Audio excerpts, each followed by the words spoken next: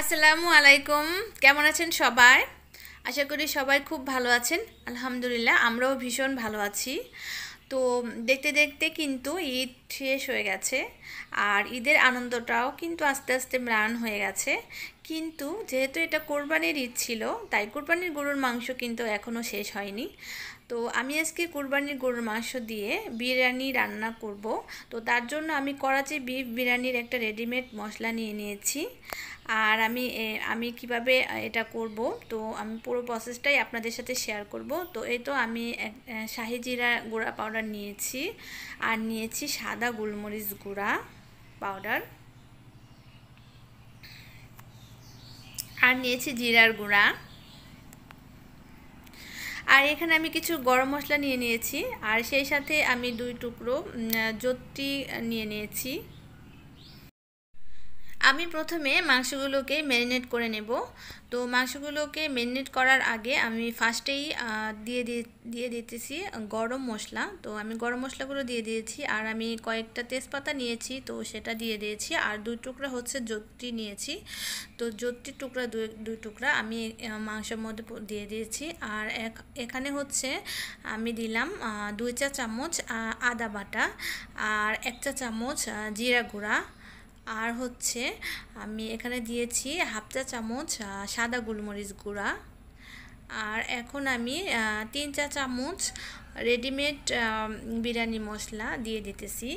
এই করাচি বিফ বিরিয়ানি মশলাটা খুবই অসাধারণ ফ্লেভারের। তো এই করাচি বিফ বিরিয়ানি মশলাটা দিয়ে বিরিয়ানি রান্না করলে বিরিয়ানিটা খেতে এত বেশি টেস্টি হয়, মানে খুবই টেস্টি হয়। তো আমি আরও কয়েকবার রান্না করেছি, খেতে খুবই টেস্টি হয়েছে, এটার ফ্লেভারটা খুবই ভালো। তো আমি শাহি জিরা গুঁড়া দিয়েছি অল্প পরিমাণে, সামান্য পরিমাণে, কারণ শাহি জিরা গুঁড়াটা খুবই অনেক বেশি ভারী গ্রানের, তার জন্য ওটা সামান্য পরিমাণ দিতে হবে। আর আমি এখানে পেঁয়াজ কুচি দিয়েছি, আর দিয়েছি সরিষার তেল। তো সব মশলা দিয়ে আমি ভালো করে হাত দিয়ে মাংসগুলোকে মিক্স করে নিচ্ছি।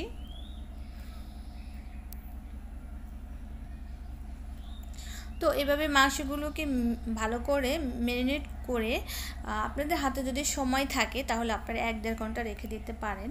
তবে যদি হাতে সময় না থাকে এভাবেও রান্না করে নিতে পারেন, কোনো সমস্যা নেই। তো এই তো আমি চুলাতে একটা প্যান বসিয়ে এখন আমি প্যানেতে মাংসগুলো দিয়ে দিতেছি।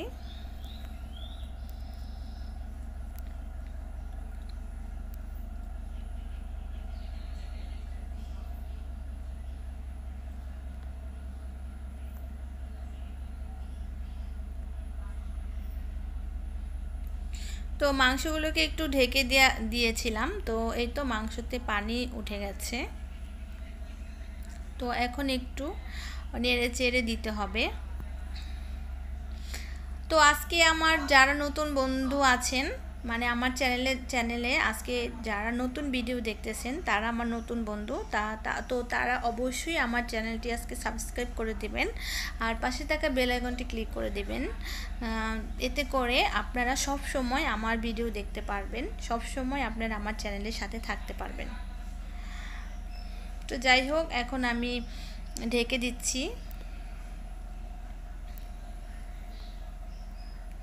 তো আমি চুলার আঁচটা একটু কমিয়ে দিয়েছি। তো অনেক পানি উঠে গেছে, যেহেতু এটা কুরবানির মাংস। তো আমি এই পানিতেই মাংসটা রান্না করে নেব। আমি একটু নেড়ে চেড়ে দিচ্ছি। তো আর পানি দেওয়ার কোনো প্রয়োজন নাই।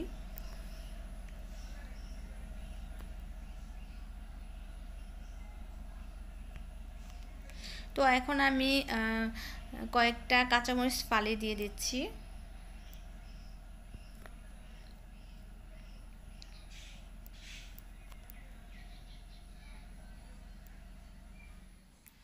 তো কাঁচামরিচগুলো একটু নেড়ে চেড়ে মিক্স করে নিচ্ছি মাংসের সাথে। এখানে হচ্ছে আমি যেহেতু আমার 3 বার্নারের চুলা, তো 3টা বার্নারে আমি তিন আইটেম বসিয়ে দিয়েছি, যাতে আমার রান্নাটা তাড়াতাড়ি হয়ে যায়। তো এভাবে রান্না করলে কিন্তু আসলেই খুব তাড়াতাড়ি রান্না হয়ে যায়। তো এখানে হচ্ছে আমি বিরিয়ানির চালটা বসিয়ে দিয়েছি। তো আপনারা যেহেতু বিরিয়ানির চালটা কিভাবে মানে বিরিয়ানির পোলাওটা কিভাবে রান্না করতে হয় এটা সবাই জানেন, তবে বিরিয়ানির পোলাওর মধ্যে মশলাগুলো একটু কম পরিমাণে দিতে হবে, যেহেতু মাংসের মধ্যে পর্যাপ্ত পরিমাণে মশলা দেওয়া হয়েছে।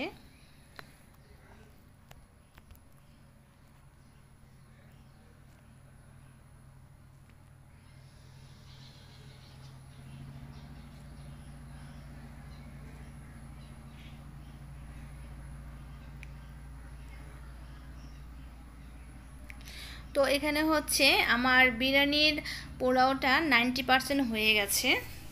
তো এই পর্যায়ে আমি এখন গ্যাস ওভেন থেকে নামিয়ে ইলেকট্রিক ওভেনে অল্প তাপে বসিয়ে রাখবো।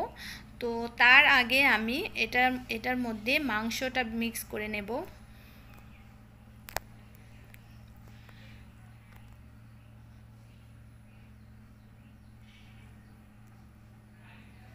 তো এই তো আমি মাংসটা মিক্স করে নিচ্ছি।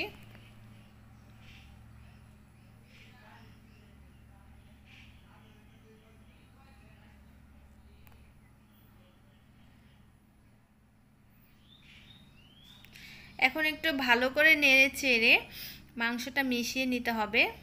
তারপর আমি এখানে কিছু পরিমাণ মাংস রেখে দিয়েছি।